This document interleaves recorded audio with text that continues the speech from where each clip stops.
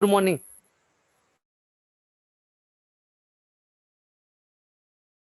Friends, जैसा कि आज का हमारा जो उपविषय रहेगा शब्द विचार, जिस पर हमने कल भी चर्चा परिचर्चा की थी।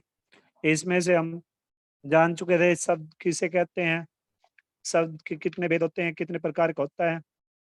ठीक है, वाक्य कैसे बनता है, यानी कि शब्दों के सार्थक समूह को वाक्य कहते हैं। और इस तरह से तत्सम शब्द क्या है, तद्भव क्या है, देशज क्या है, विदेशज क्या है, संकर शब्द क्या है, ये सभी कुछ हम कर चुके थे, अच्छे से जान चुके थे।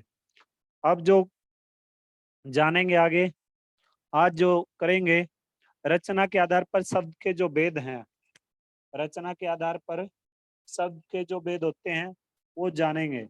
ठीक है भाई। तो रचना या बनावट के आधार पर शब्द कितने प्रकार का होता है? 3 तरह का होता है। कितने तरह का? 3। ठीक है। तो इसमें वो 3 कौन कौन से हैं आपके, वो 3 भी जान लीजिएगा। पहला रूढ़ शब्द, पहला क्या है आपका? रूढ़ शब्द। और दूसरा दूसरा है आपका यौगिक शब्द। और आपका तीसरा है योग रूढ़ शब्द। तो ये जो 3 है, ये 3 रचना के आधार पर या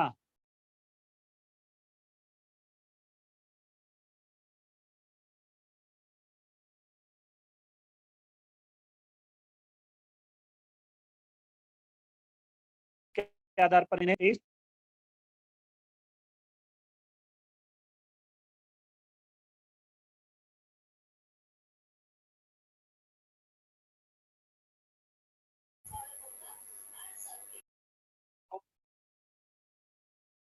रूढ़ शब्द क्या होते हैं? रूढ़ शब्द वे शब्द होते हैं जिनके टुकड़े नहीं किए जाते, जिनके खंड नहीं हो सकते, ऐसे शब्दों को हम रूढ़ शब्द कहते हैं। और ये जो शब्द होते हैं, ये शब्द किसी वस्तु विशेष के लिए भी प्रयोग हो जाते हैं, अर्थ विशेष के रूप में भी प्रयोग हो सकते हैं, लेकिन इनके ज्यादा टुकड़े नहीं होते। यानी कि आपको सिर्फ सामान्य बात याद रखनी है। जो रूढ़ शब्द है, रूढ़ शब्द ऐसे शब्द होते हैं जिनके खंड नहीं किए जा सकते, जिनके टुकड़े नहीं किए जा सकते, ऐसे शब्दों को हम क्या कहते हैं? रूढ़ शब्द कहते हैं। क्या कहते हैं ऐसे शब्दों को? रूढ़ शब्द। आपको सिर्फ यही परिभाषा याद रखनी है कि वे शब्द जिनके टुकड़े नहीं किए जाएं, ऐसे शब्दों को रूढ़ शब्द कहते हैं। इन्हें मूल शब्द भी बोलते हैं। इन्हें क्या कहते हैं? मूल शब्द भी। यानी कि वे सरल शब्द जिनके और ज्यादा टुकड़े ना किए जाए, उन्हें मूल शब्द या रूढ़ शब्द कहते हैं। उदाहरण के लिए घोड़ा, बस्ता, हाथ। अब देखिए, जो घोड़ा है, ये अगर घोड़े शब्द के टुकड़े करेंगे, इस शब्द के टुकड़े करेंगे, तो गो जमा अड़ा, गो जमा अड़ा, यानी कि इन खंडों का कोई विशेष अर्थ नहीं है, ये कोई विशेष अर्थ प्रकट नहीं करते। ठीक है।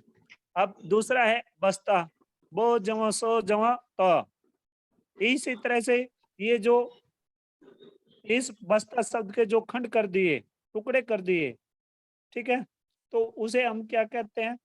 तो खंड करने के बाद इसका कोई अर्थ नहीं निकलता।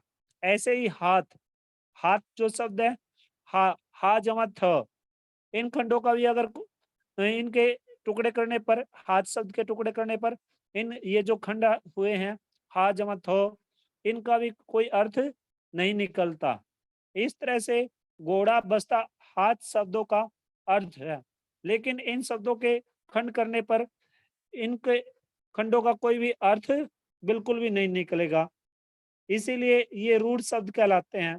और रूढ़ शब्दों का अपना निश्चित विशेष अर्थ होता है। इन शब्दों का निर्माण दो शब्दों के मेल से नहीं होता, इसलिए इनके सार्थक खंड भी नहीं बन पाते। अन्य एग्जाम्पल देख लीजिएगा आप।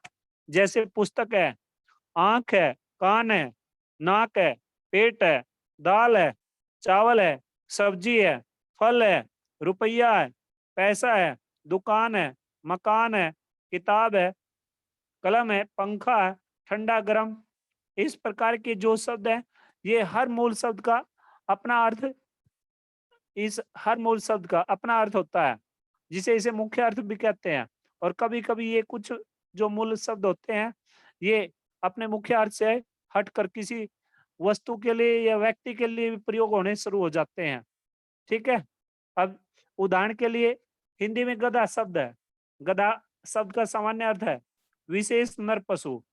परंतु परंतु हिंदी में यह शब्द मूर्ख के रूप में भी प्रयोग होता है, और मूर्ख के अर्थ में जब ये प्रयोग होगा तो ये रूढ़ शब्द बन जाएगा। यदि किसी के लिए गधा जो शब्द है वो प्रयोग करे तो वह लड़का गधा है, तो इसका अर्थ यही लिया जाएगा कि वो लड़का मूर्ख है। इसीलिए मूल शब्द दो तरह के होते हैं, और सामान्य मूल शब्द और मूल शब्द। सामान्य मूल शब्द और रूढ़ मूल शब्द, यानी कि कहने का तात्पर्य यही है। इसको आपके व्याकरण जो पुस्तक है, इसमें इसके दो टुकड़े कर दिए रूढ़ शब्द के, एक सामान्य मूल शब्द और दूसरा रूढ़ मूल शब्द, और इसको वास्तविक नाम दे दिया। इसको वास्तविक नाम दे दिया, क्या नाम दे दिया? मूल शब्द दे दिया। ठीक है, तो ये आप अपनी किताबानुसार पढ़ लेना। आगे चलिएगा। यौगिक शब्द। यौगिक, योग का मतलब होता है जोड़ना। एक प्रत्यय है, इसमें योग जमा इक, दो शब्दों के योग से बनता है ये, योग जमा इक। ठीक है, कितने शब्दों के योग से बनता है? दो शब्दों के योग से। इसका जो अर्थ होता है योग से निर्मित, योग से तो दो शब्दों के योग से बनते हैं, दो शब्दों के जोड़ने से बनते हैं। ऐसे शब्दों को हम क्या कहते हैं? ऐसे शब्दों को हम कहते हैं योग रूढ़ शब्द। क्या कहते हैं ऐसे शब्दों को? योग रूढ़ शब्द कहते हैं। ठीक है, क्या कहते हैं ऐसे शब्दों को? योग रूढ़। ठीक है भाई। अब आगे देखिएगा आप इसमें, यानी कि कहने का मतलब ये है कि दो शब्दों में से कोई भी एक शब्द रूढ़ होता है, और इस तरह से शब्दों के टुकड़े किए जाए तो खंड भी सार्थक बन जाते हैं। सार्थक क्या होता है? कोई फायदा हो, बेनिफिशियल होते हैं, उन्हें हम क्या कहते हैं? सार्थक कहते हैं, उन्हें सार्थक। ठीक है, तो इस तरह से शब्दों की जो रचना होती है वो प्रत्यय से, उपसर्ग से, संधि से, समास से, इन चार तरह से शब्दों का निर्माण होता है। अब उदाहरण के लिए मैं आपको बताऊं, राष्ट्रपिता। राष्ट्रपिता ये दो शब्दों के योग से बना है। राष्ट्रपिता कितने शब्दों के योग से बना है? दो शब्दों के योग से। वो दो शब्द कौन कौन से प्रयोग हुए हैं? एक हुआ राष्ट्र और दूसरा हुआ पिता। राष्ट्र यानी कि देश, और पिता यानी कि उस। दूसरा एग्जाम्पल देखिएगा, प्रधानमंत्री। प्रधान जमा मंत्री, ये भी दो शब्दों के योग से बनता है ये शब्द। एक बन गया प्रधान और दूसरा मंत्री, यानी कि प्रधान क्या हो गया? मुखिया, और मंत्री जो सचिव हो गए। ठीक है, इसी तरह से विद्यालय शब्द है। विद्यालय, विद्या जमा आलय, विद्या जमा आलय, ये भी दो शब्दों के योग से बनता है। ये भी कितने शब्दों के योग से बनता है? दो शब्दों के योग से। तो विद्या का मतलब हो गया शिक्षा, और आलय का मतलब हो गया घर। ठीक है, तो इस तरह से कि जो शब्द होंगे वो क्या कहलाएंगे? यौगिक शब्द कहलाएंगे, जो दो शब्दों के योग से बनते होंगे। जैसे राष्ट्रपिता हो गया, प्रधानमंत्री हो गया, विद्यालय हो गया। कहने का तात्पर्य यही है कि जिन शब्दों का निर्माण दो शब्दों के योग से होता है, या जो शब्द दो शब्दों के योग से निर्मित होते हैं, ऐसे शब्दों को हम यौगिक शब्द कहते हैं। अन्य एग्जाम्पल भी देख लीजिएगा। ईमानदार है, ईमान जमादार। राजनगर है, राज। देशभक्त है, देश जमा भक्त। बेईमान है, बेजमा ईमान। स्वयं सेवक है, स्वयं जमा सेवक। जल जीरा है, जल जमा जीरा। राष्ट्रपति है, राष्ट्र जमा पति। कर्मयोगी है, कर्म जमा योगी। घुड़सवारी है, घोड़ा जमा सवार जमा ई, इसमें प्रत्यय लग जाएगा अंत में, ठीक है। अध्यापक गण है, अध्यापक जमा गण। सामाजिकता है, समाज जमा इक जमा ता, उसमें भी दो वो है, क्या नाम है, इसमें क्या आ जाएंगे, दो प्रत्यय आ जाएंगे। कुछ शब्द ऐसे होते हैं जिनमें 2 या 3 प्रत्यय होते हैं, ठीक है। आगे सहनशीलता है, सहन जमा शील जमा ता। इस प्रकार के जो शब्द होते हैं, ये जो यौगिक शब्दों का निर्माण है, ये 3 तरह से बनता है भाई। अगर वास्तव में देखें तो इनका निर्माण कितने प्रकार से होता है, 3 तरह से। एक बनता है मूल शब्द के रूप में, दूसरा बनता है मूल शब्द में, मूल शब्द के रूप में कैसे बनता है, मूल शब्द में मूल ही शब्द जोड़ दिया जाएगा, में जब मूल ही शब्द जोड़ दिया जाता है, मूल शब्द में जब मूल ही शब्द जोड़ दिया जाएगा, तो उस समय ये इसका निर्माण हो जाएगा यौगिक शब्द का। जैसे राष्ट्र जमा पति, राष्ट्र भी मूल शब्द है और पति भी मूल शब्द है। जैसे जेब जमा कतरा, जेब कतरा। देश जमा भक्ति, देश भक्ति। स्नान जमा गृह, स्नान जमा गृह। पाठ जमा शाला, पाठ जमा शाला। जेब जमा गढ़ी, जेब गढ़ी। इस तरह के ये जो सभी शब्द हैं, ये मूल शब्द है। राष्ट्र भी, जेब भी, ठीक है। और इनमें मूल शब्द जोड़ दिए, पति, कतरा, भक्ति, गृह, शाला, गढ़ी, ये भी मूल ही शब्द हैं। आगे है दूसरा, मूल शब्द जमा प्रत्यय, यानी कि इसका निर्माण दूसरे तरीके से होता है। मूल शब्दों में जब प्रत्यय जोड़ दिए जाते हैं, मूल शब्दों में क्या जोड़ जाते हैं, प्रत्यय जोड़े जाएं, तो उसको भी हम क्या कहते हैं, उससे भी यौगिक शब्दों का निर्माण होता है। उदाहरण के लिए जहर जमा इला, जहरीला। इला प्रत्यय जोड़ दिया। मानव जमा ता, मानवता। ता प्रत्यय जोड़ दिया। चाचा जमा एरा, चचेरा। इसमें एरा प्रत्यय जोड़ दिया। सोना जमा आर, सुनार। इसमें आर प्रत्यय जोड़ दिया। दूध जमा वाला, दूध जमा वाला, वाला प्रत्यय जोड़ दिया। जादू जमा गर, इसमें जादू मूल शब्द है और गर इसमें प्रत्यय है। तो इस प्रकार के जो शब्द होते हैं और जिनका निर्माण प्रत्ययों से होता है, प्रत्ययों से, मूल शब्द के साथ जब प्रत्यय लग जाते हैं, तो वो भी क्या कहलाते हैं, वो भी यौगिक शब्द कहलाते हैं, ठीक है भाई। अब आगे चलिएगा आप, आगे चलिए। अगर फिर से अगर एक तरीका और देखें इसमें, तो यौगिक शब्दों के दो भेद और भी होते हैं, सामान्य यौगिक और रूढ़ यौगिक। सामान्य योग, ये जो हैं आपके, ये जो आपके 3 भेद हैं, बाकी छोड़ दीजिएगा, आप इतना ही याद रखिए। इसके 3 भेद हैं। मूल शब्द में जब मूल शब्द को जोड़ दिया जाए, तब भी यौगिक शब्द का निर्माण होता है। मूल शब्द में जब प्रत्यय जोड़ा जाए, तब भी यौगिक शब्द का निर्माण होता है। उपसर्ग में, तीसरा आपका उपसर्ग में जब मूल शब्द जोड़ दिया जाता है, उपसर्ग में जब मूल शब्द जोड़ दिया जाता है, जैसे अप जमा मान, अपमान। इसमें अप उपसर्ग हो गया। वि जमा नाश, विनाश। इसमें भी उपसर्ग हो गया। प्रति जमा दिन, प्रतिदिन। इसमें प्रति उपसर्ग हो गया।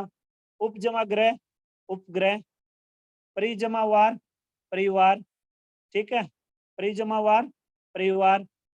और पर पर जमा अध्यापक, प्राध्यापक।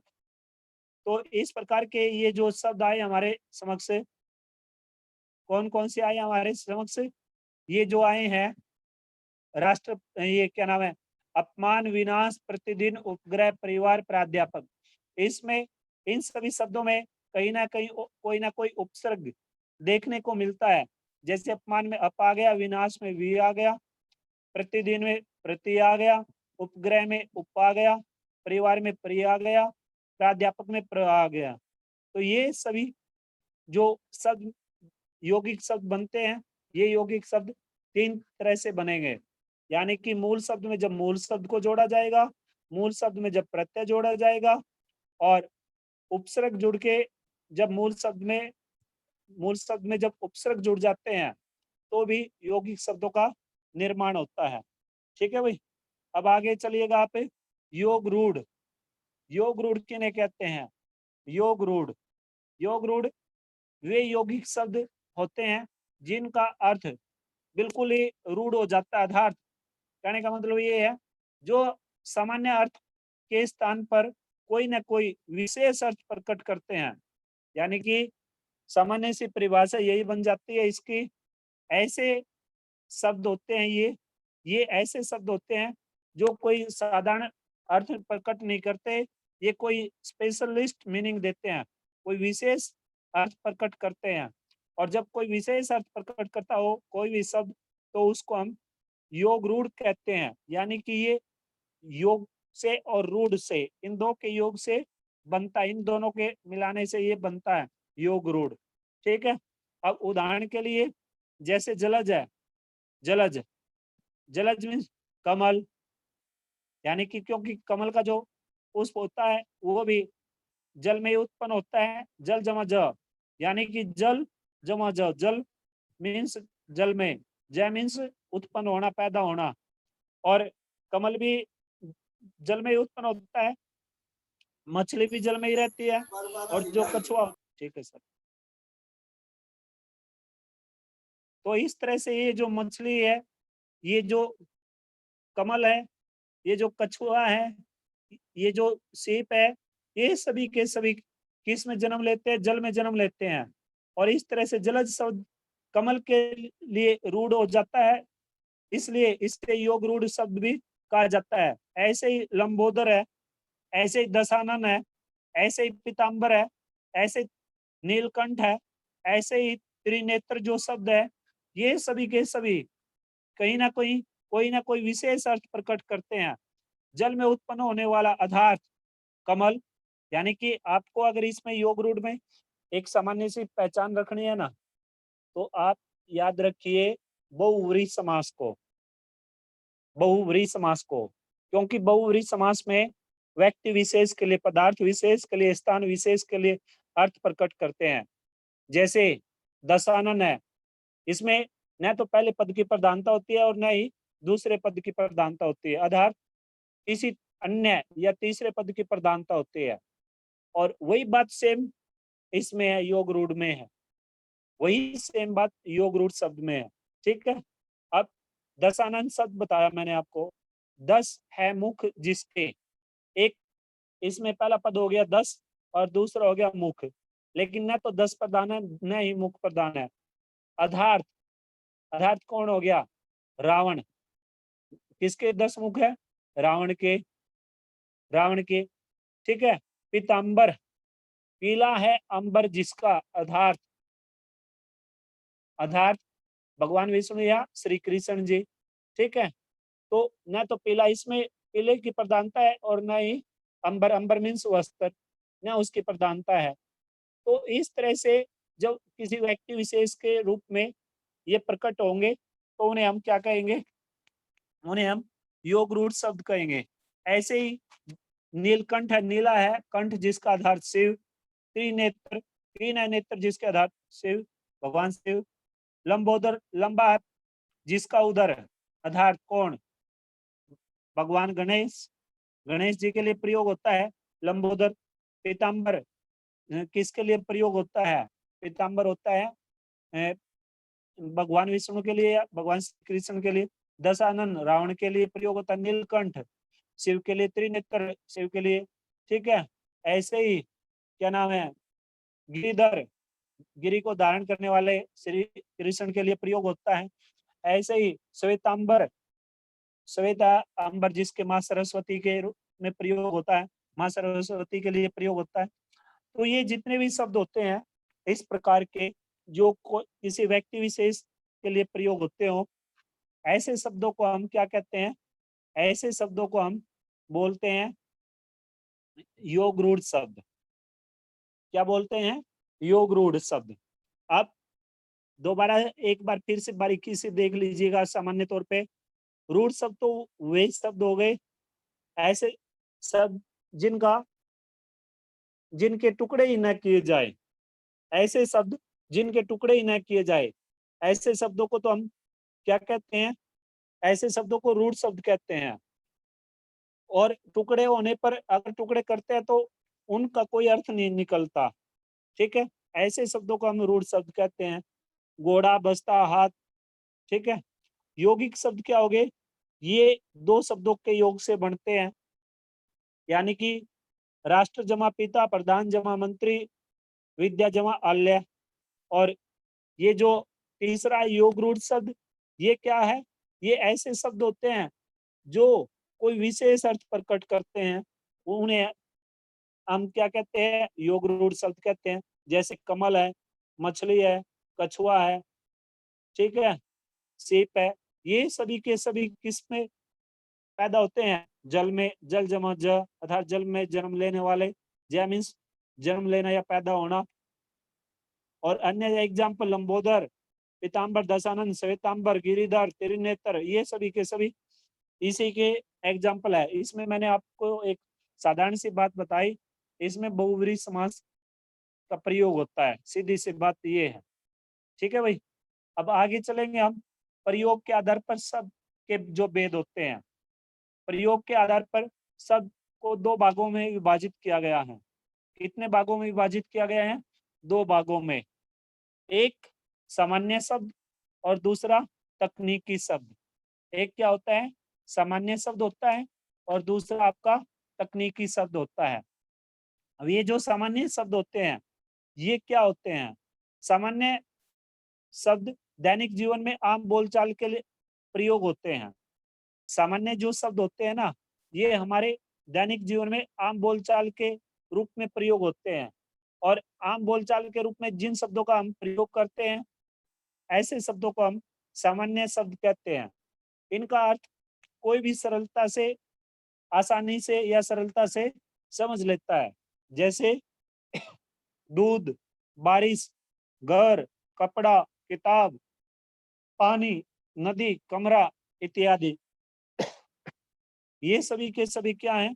ये सामान्य शब्द है जो हम आम बोलचाल में प्रयोग करते हैं। इनके अतिरिक्त और भी बहुत सारे ऐसे शब्द हैं। ठीक है। जैसे जब भी हम किसी से मिलते हैं, कैसे हो, क्या हाल है, क्या कर रहे हो, इस प्रकार के जो शब्द हैं, वो भी सामान्य शब्दों में ही प्रयोग होते हैं। दूसरा जो इसका भेद है प्रयोग के आधार पर शब्द का भेद, वो है तकनीकी शब्द। तकनीकी शब्द क्या होते हैं? ये ऐसे शब्द होते हैं जिनका अलग अलग व्यवसायों से, अलग अलग विषयों से, अलग अलग विज्ञान आदि क्षेत्रों से इनका संबंध होता है। ऐसे शब्दों को हम तकनीकी शब्द कहते हैं। जैसे जीव है, रसायन है, कंप्यूटर है, मिसाइल है, इंटरनेट है, सॉफ्टवेयर है। ये सभी के सभी जो शब्द हैं, ये किस रूप में प्रयोग होते हैं? ये तकनीकी के रूप में प्रयोग होते हैं। ठीक है। अब आगे चलिएगा आप। आगे बताते हैं आपको अर्थ के आधार पर शब्द के कितने भेद होते हैं। अर्थ के आधार पर शब्द के कितने भेद हैं? अर्थ के आधार पर जो शब्द है, वो आपके जो पाठ्यक्रम में है, आपके पाठ्यक्रम में 1 2 3 4 5 5 रूप से दिया गया है। लेकिन वैसे ज्यादा होता है। अर्थ के आधार पर शब्दों के जो भेद होते हैं, सबसे पहले एकार्थी शब्द, फिर अनेकार्थी शब्द, फिर पर्यायवाची शब्द, फिर विपरीतार्थक शब्द, फिर सम समरूपी बिनार्थक शब्द या श्रुति सम बिनार्थक शब्द। और इसके बाद अनेक शब्दों के लिए एक शब्द, यानी कि वाक्यांश जिनको बोलते हैं, वाक्यांश। ठीक है। तो इस तरह से एकार्थी शब्द क्या होते हैं? एकार्थी अर्थ के आधार पर जो शब्द होते हैं, अर्थ के आधार पर अगर आप से कोई पूछा जाए, तो अगर आप से पेपर में पूछा जाए कि अर्थ के आधार पर शब्दों के कितने भेद है, तो आप अपनी किताबानुसार बताओगे 5, क्योंकि आपकी किताब में 5 ही दिए हुए हैं। कितने दिए हुए हैं? 5। लेकिन वैसे इसके 6 भेद होते हैं। ठीक है। एकार्थी शब्द, एकार्थी शब्द वे शब्द होते हैं जिनका एक ही अर्थ निकलता हो, यानी जिन शब्दों का एक ही अर्थ निकलता हो, ऐसे शब्दों को एकार्थी शब्द कहते हैं। जैसे उदाहरण के लिए गंगा, सरदा, नदी, पहाड़, सांप, ये सब। ठीक है। ये सभी के सभी क्या है? एकार्थी शब्द है। इनके अतिरिक्त और भी अगर आपको बताऊं, जैसे मोहनसोन, मीरा, माया, जनवरी, मार्च, दिसंबर, सोमवार, गुरुवार, आगरा, कानपुर, कामधेनु, पानीपत, दिल्ली, ये इस प्रकार के जो शब्द हैं, ये सभी के सभी एकार्थी होते हैं। ठीक है, और इस वर्ग में लगभग क्या होते हैं, इस वर्ग में यानी कि एकार्थी शब्द में ज्यादातर व्यक्तिवाचक संज्ञा शब्द आते हैं। और आपको पहचान के लिए बता दूं कि इस एकार्थी शब्द में कैसे शब्द प्रयोग होते हैं, व्यक्तिवाचक संज्ञा जो शब्द होते हैं वो सभी के सभी इसमें प्रयोग होते हैं। ठीक है, एकार्थी में। दूसरा है अनेकार्थी। ये ऐसे शब्द होते हैं, ये ऐसे शब्द होते हैं जिनका जिनके क्या होता है, वे शब्द यानी कि जिनका क्या हो, अनेक अर्थ निकलते हो, जिनके अनेक अर्थ निकलते हो। शब्द एक है लेकिन उसके अर्थ अनेक निकलते हो, ऐसे शब्दों को हम अनेकार्थी शब्द कहते हैं। यानी कि अनेकार्थी का मतलब क्या हुआ, एक से अधिक अर्थ प्रकट करने वाले जो शब्द होते हैं, एक से अधिक प्रकट करने वाले जो शब्द होते हैं, ऐसे शब्दों को हम अनेकार्थी शब्द कहते हैं। उदाहरण के लिए जैसे मुद्रा है, मुद्रे के दो अर्थ हो गए, एक तो हो गया मुख का जो भाव होता है, हमारे चेहरे की जो फीलिंग होती है, और दूसरा मुद्रा मोहर जो स्टैंप इत्यादि हम लगाते हैं। फिर पूर्व, पूर्व मीन्स पहले, और पूर्व मीन्स दिशा। फिर पत्र, पत्र मीन्स पत्ता, और पत्र मीन्स चिट्ठी। इस कुल, कुल मीन्स वंश, सब गोत्र। जलधर, जलधर मीन्स बादल, और जलधर मीन्स समुंदर। वर, वर मीन्स वरदान, दूल्हा श्रेष्ठ। चपला, चपला मीन्स लक्ष्मी, चपला मीन्स बिजली। नग, नग मीन्स नगीना, नग मीन्स पर्वत। बाल, बाल मीन्स बालक, बाल मीन्स केस, बाल मीन्स बालक, और बाल मीन्स केस। ठीक है, इस प्रकार के जो शब्द है ये अनेक अर्थ प्रकट करते हैं। अनेक अर्थ बताने वाले शब्दों को अनेकार्थी शब्द कहा जाता है। अब पर्यायवाची शब्द, पर्यायवाची, पर्यायवाची क्या होते हैं, यानी कि समान अर्थ के लिए प्रयोग होने वाले जो शब्द होते हैं वो पर्यायवाची कहलाते हैं।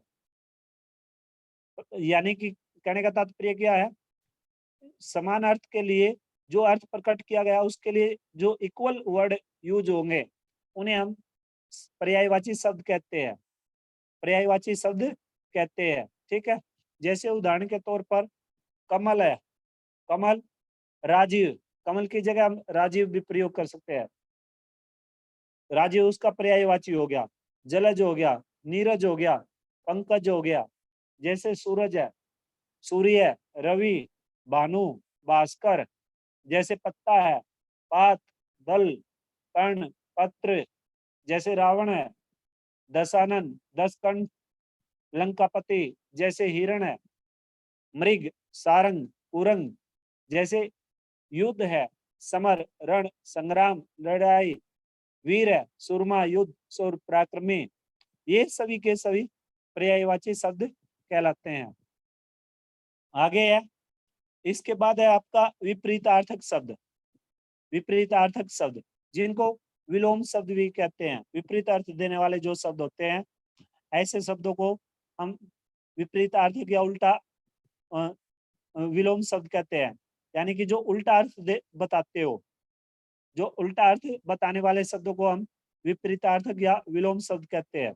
जैसे सुख, दुख, रात, दिन, सुबह, शाम, जीवन, मृत्यु, अंदर, बाहर, ऊपर, नीचे, दाएं, बाएं। ठीक है, ज्ञानी, अज्ञानी, गुण, अवगुण, जय, पराजय, ठंडा, गर्म, जागृत, सुप्त, दूषित, स्वच्छ, यश, अपयश। ये सभी क्या हैं, ये विलोम शब्द के दरमियान आते हैं। आगे समरूपी या श्रुति समभिनार्थक जो शब्द होते हैं, ये ऐसे शब्द होते हैं जो सुनने में तो एक जैसे लगते हैं लेकिन लेकिन इनके वर्तने में बहुत ही छोटा सा अंतर देखने को मिलता है और इस तरह से ये अलग अर्थ प्रकट कर देते हैं। ऐसे अलग अर्थ प्रकट करने वाले शब्दों को हम समरूपी भिन्नार्थक शब्द कहते हैं। ऐसे शब्दों को क्या कहते हैं, समरूपी भिन्नार्थक शब्द। जैसे अपचार, अपचार का मतलब होता है अपराध, अपचार का मतलब क्या होता है, अपराध। और उपचार, उपचार का मतलब होता है इलाज। उपचार का मतलब क्या होता है? इलाज। अपचार का अपराध और उपचार का इलाज। जैसे नारी, नारी का मतलब स्त्री, और नाड़ी, नाड़ी का मतलब क्या हो गया? जो नस है हमारी, जो नसें होती है। कई बार वैद नाड़ी को पकड़ के देखते हैं ना, बुखार है या शरीर में कोई किसी प्रकार की कोई अन्य बीमारी है, ठीक है। ऐसे ही प्रहार, प्रहार का मतलब होता है किसी पर हमला करना। और परिहार, परिहार का मतलब होता है किसी को त्याग देना, छोड़ देना। इस प्रकार की जो शब्द है, ऐसे शब्दों को हम समरूपी या श्रुति संविनार्थक शब्द कहते हैं। और भी आसान एक एग्जाम्पल और बताऊं आपको, जो आपको लंबे समय तक भी याद रह सकता है। जैसे अन्न है, अन्न, अन्न का मतलब अनाज। और अन्य, अन्य का मतलब होता है दूसरा। अन्य का मतलब क्या होता है? दूसरा। अब आगे चलिएगा, अंतिम है इसमें, अनेक शब्दों के लिए एक शब्द। अनेक शब्दों के लिए एक शब्द, यानी कि जिन शब्दों का प्रयोग वाक्यांश के लिए किया जाता है या अनेक शब्दों के स्थान पर किया जाता है, ऐसे शब्दों को हम अनेक शब्दों के लिए एक शब्द कहते हैं, या वाक्यांश भी कहते हैं, या शब्दांश भी बोल सकते हैं इन्हें। जैसे उदाहरण के लिए, जिसका अंत ना हो, अनंत। जब हम, तो इस तरह से ये जो वाक्यांश होते हैं, ये वाक्यांश, यानी कि जैसे जिसका अंत ना हो, अनंत। जल में रहने वाला, जलचर। और जो अन्य एग्जाम्पल है, जैसे भगवान में, ईश्वर में विश्वास रखने वाला, आस्तिक। आस्तिक, ईश्वर में विश्वास न रखने वाला, नास्तिक। इस प्रकार के शब्दों को हम क्या कहते हैं? वाक्यांश कहते हैं। और ये सभी के सभी किस के दरमियान आएंगे? ये अर्थ के आधार पर शब्द के भेद के रूप में आएंगे, ठीक है। अंतिम है इसमें से पांचवा जो है, व्याकरणिक प्रकार्य के आधार पर शब्द कितने प्रकार के होते हैं?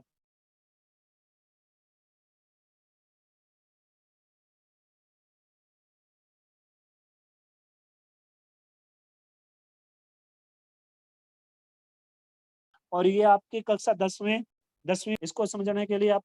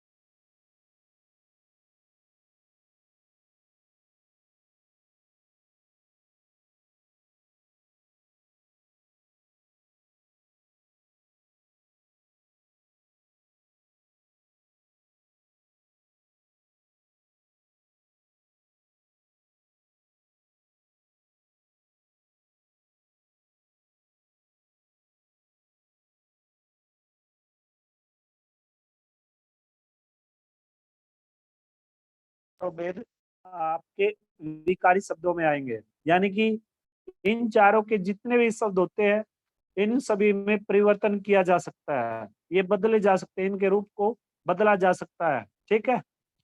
तो इस तरह से जो अविकारी शब्द है, अविकारी शब्द वे शब्द होते हैं जिनके, जिन शब्दों के, जिन शब्दों में लिंग वचन काल कारक के अनुसार नो चेंज, कोई परिवर्तन नहीं हो सकता, ऐसे शब्दों को हम अविकारी शब्द कहते हैं। जैसे, जैसे उदाहरण के तौर पे अचानक है, एकाएक है, भीतर है, मानो है, स्वयं है, मत है, इधर उधर है, ऊपर नीचे है, दाएं बाएं है, इसलिए है, किंतु है, परंतु है, नहीं है, ही भी तक मात्र, अरे, वाह, हाय, छी छी, उप। ये इस प्रकार के जो शब्द होते हैं, ये क्या होते हैं? ये होते हैं आपके अविकारी। इस अविकारी के 5 भेद होते हैं। 5 भेद कौन-कौन से होते हैं? 5 होते हैं इसके।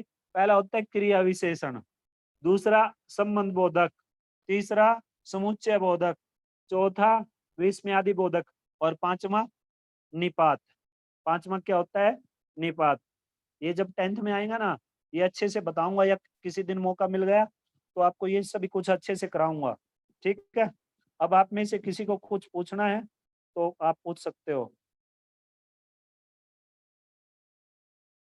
इस अध्याय से संबंधित अगर किसी भी विद्यार्थी को कुछ भी जानना है तो आप जान सकते हो, पूछ सकते हो। पूछना भाई। चलिए आप मुझे बताओ भी।